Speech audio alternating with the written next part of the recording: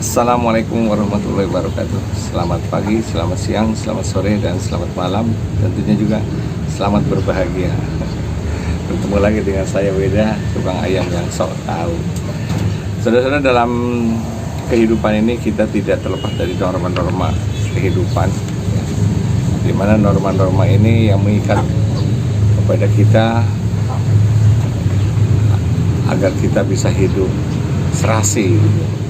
Tidak ada yang namanya pelanggaran-pelanggaran yang melanggar norma. Sudah terbukti pada saat sekarang di media sosial, orang tahu semua bahwa banyak sekali ujaran-ujaran kebencian dengan mengecilkan nama orang atau menghina nama orang, ataukah juga menghina status orang atau kelompok ataupun keyakinan. Nah, pada hari ini mari kita bahas sedikit mengenai norma.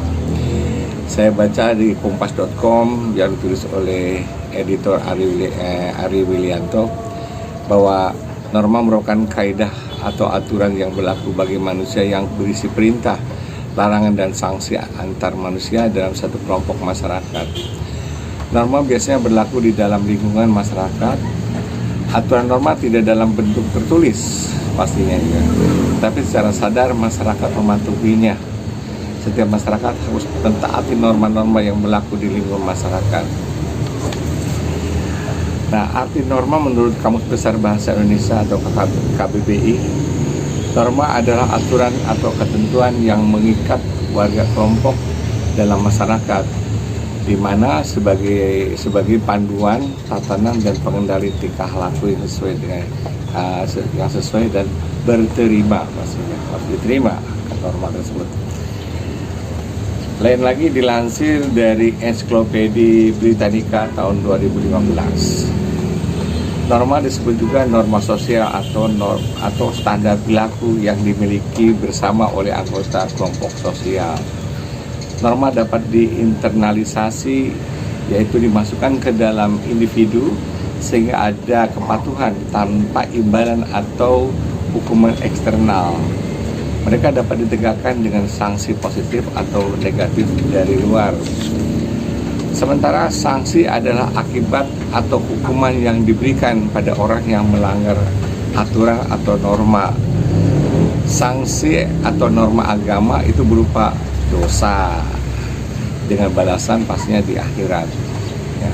Norma kesusilaan yaitu bersumber dari hati nurani manusia. Norma tersebut mendorong manusia untuk berbuat baik dan mencegah manusia untuk melakukan perbuatan buruk. Untuk sanksinya berupa penyesalan dan dicemooh oleh masyarakat pastinya dan dikucilkan oleh masyarakat.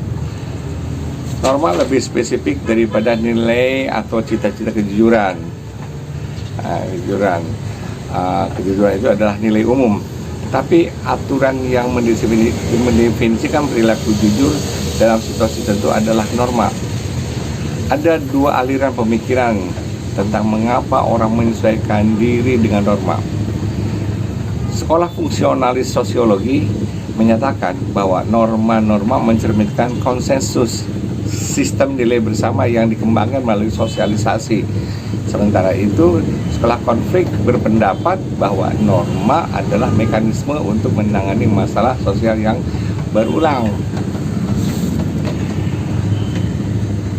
Tentunya norma lain halnya dengan norma kesopanan. Dan lain lagi, memang ada selain itu ada norma disebut norma kesopanan. Sumbernya berasal dari pergaulan manusia. Norma tersebut didasari oleh beberapa hal seperti kebiasaan, kepatutan, batasan yang berlaku dalam masyarakat. Sanksi yang diterima dalam norma kesopanan umumnya celaan atau ejekan dari orang lain. Nah, itu akan membuat seseorang yang melanggar akan merasa malu. Ya. Lain lagi dengan norma hukum. Norma hukum bersumber asal dari negara atau pemerintah dalam undang-undang yang tertulis dalam undang-undang. Norma hukum memiliki sifat memaksa untuk melindungi kepentingan dalam pergaulan hidup di masyarakat. Norma hukum juga sebagai pelengkap norma-norma lain dengan sanksi tegas dan nyata. Sanksinya itu tegas sekali, memaksa dan mengikat seperti sanksi penjara dan sanksi denda. Norma juga memiliki peran penting di lingkungan masyarakat, karena jika tidak ada norma maka akan terjadi kekacauan, keributan atau kerusuhan. Penting sekali norma di masyarakat disebabkan karena norma tersebut mempunyai fungsi, yaitu dapat menciptakan kehidupan di masyarakat menjadi aman dan tertib. Bisa juga mencegah terjadinya benturan kepentingan di masyarakat, lalu memberikan petunjuk atau pedoman bagi setiap individu dalam menjalani kehidupan di masyarakat, yang mengatur tingkah laku masyarakat agar sesuai dengan nilai yang berlaku.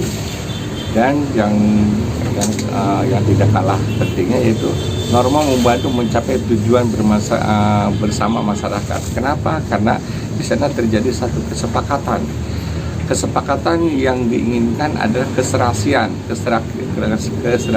ucapan, keserasian tindakan, keserasian juga di dalam ucap, ya, dan pola pikir.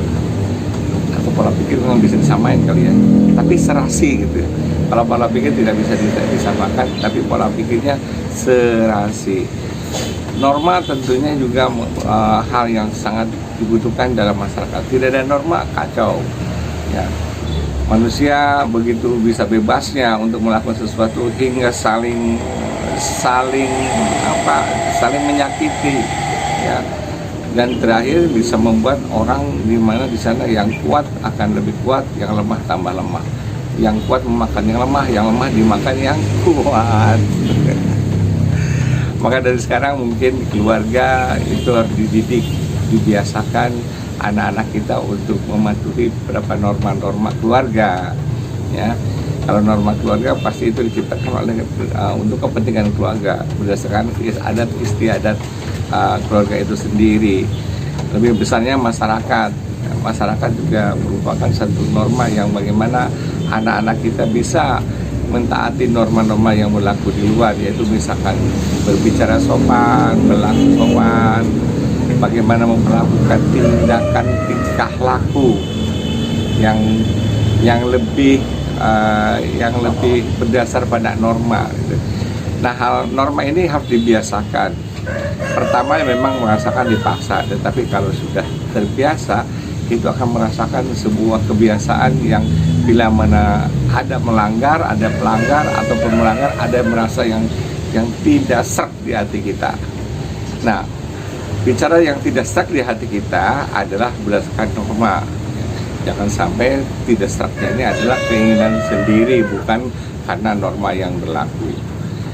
Nah, demikianlah mungkin celoteh dari tukang ayam yang sok tahu pada hari ini. Mudah-mudahan ini akan berguna bagi kita semua. Mudah-mudahan juga membuat inspirasi Anda semua.